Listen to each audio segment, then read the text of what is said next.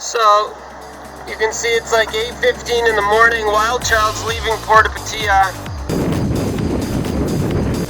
WildChild has been sailing for the last hour straight towards this tanker.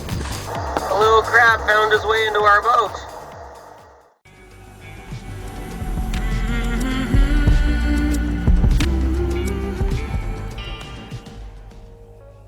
It's November of 2019. The girls of WildChild are making their way steadily eastward. It's time to make the jump from the Puerto Rican mainland over to the island of Vieques. I spent a lot of time doing my research on this one. There's a place in Vieques called Bio Bay. It's supposed to be some of the best bioluminescence in the world, but Vieques is also one of the highest crime-rated islands in the entire Caribbean. The active captain reviews report a lot of thefts, like the entire island is one big crime ring. Do we risk going to visit it? So, you can see it's like 8:15 in the morning. WildChild's leaving Puerto Patilla. We're still under engine because we kind of have no winds.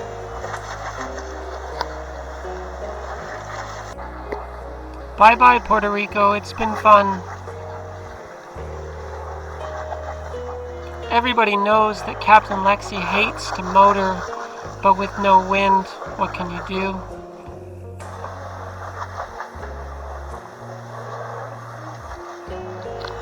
There was a storm that just dissipated off in the distance to the east. You can see the remnants of it there. That's the direction we have to go.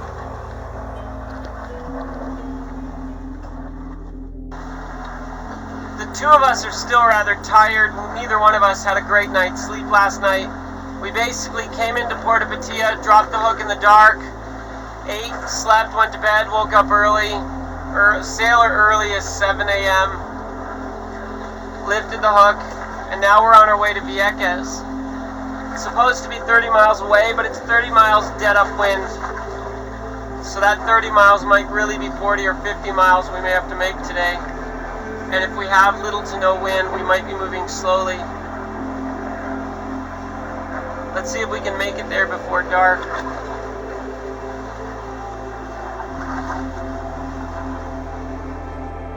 Check this out. I have no idea how this little crab found his way into the cockpit of our yacht. But look at this little guy.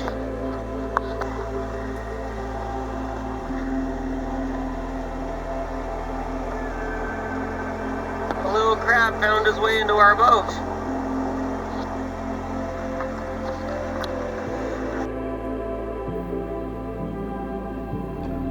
Grumpy Elena has been yelling at me all morning for smiling, for being in a good mood and being chipper, and for filming things. So eventually, to appease her, I put away the white camera and I turn on the secret GoPro in the back of the boat. The wind comes up, we pull the sails out, and we're able to turn the motor off.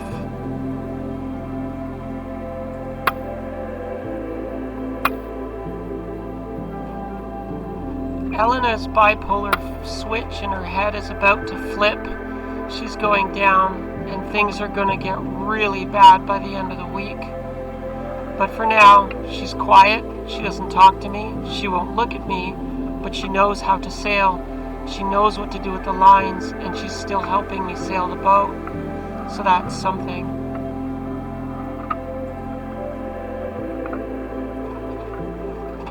Her mental illness is very hard for me to live with. And what can I do with a grumpy girl on my boat?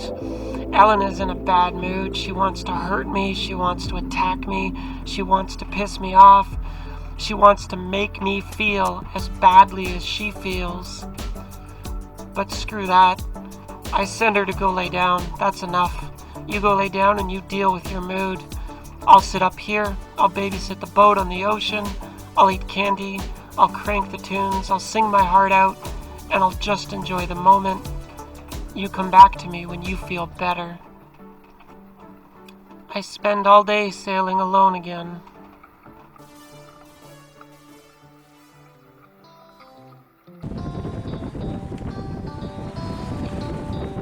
Isn't it incredible that you take big sheets of fabric, you pull the corners to carefully control the shape, and you can make your boat, for free, move towards the wind?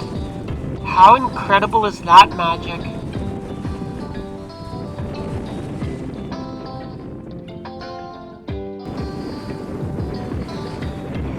I am literally making my boat sail towards the wind, thanks to the help of some old guy a long time ago named Bernoulli. Hey Bernoulli, thanks buddy.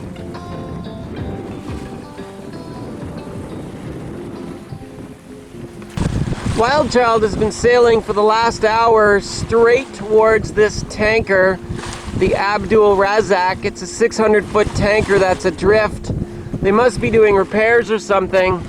The problem is we're close hauled to the wind and we're trying to get to that island in front of the tanker. That's Vieques there, that's where we want to go. So we've been sailing as tight upwind as we possibly can to try to get to that destination, but he's adrift directly in our path. According to maritime rules, a sailboat sailing towards the wind on a starboard tack clearly is going to have the right of way over almost everybody.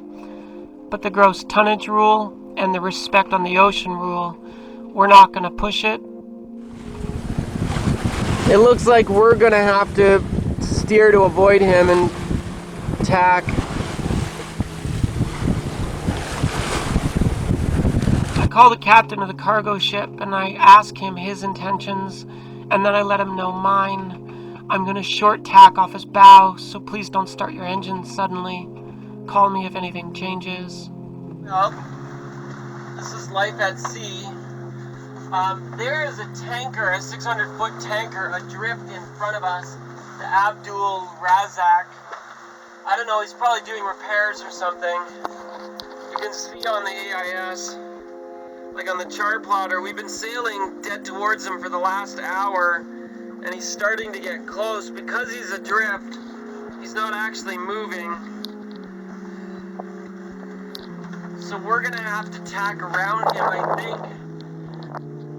For you sailors out there, have you ever sailed all day in light winds, as tight, close-hauled as you can possibly get to maintain course, and then be forced to give up your windward progress due to a drifting ship?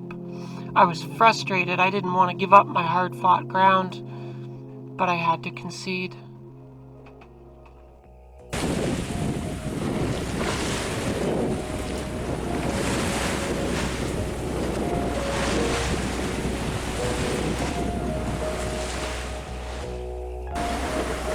Sometimes when people look at the Garmin map and they see our tack angles and they say, Captain Lexi, you claim your boat can sail 30 degrees or 35 degrees into the wind, then why are your tack angles at 90 degrees when all's said and done? Well, look at how unsteady the wind angle is. It's very hard to sail tight to a wind when the wind angle is varying by plus and minus 10 or 15 degrees each direction. So we're close hauled right now, sailing about 40 degrees to the wind, or 50, or was that 40, or was that 38, or was that 50. Light winds aren't always stable, and they're very difficult to close haul into. So I have to bear off. I have to set an average wind angle, accounting for this variance, and it means I end up not very tight to the green line.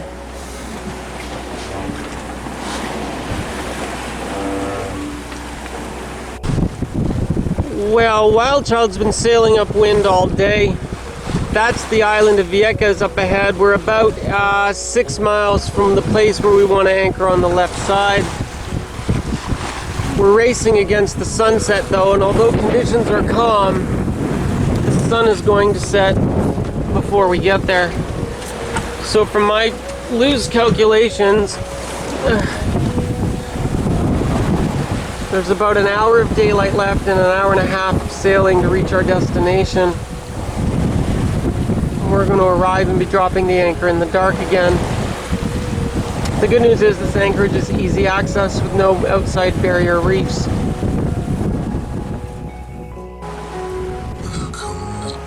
with you.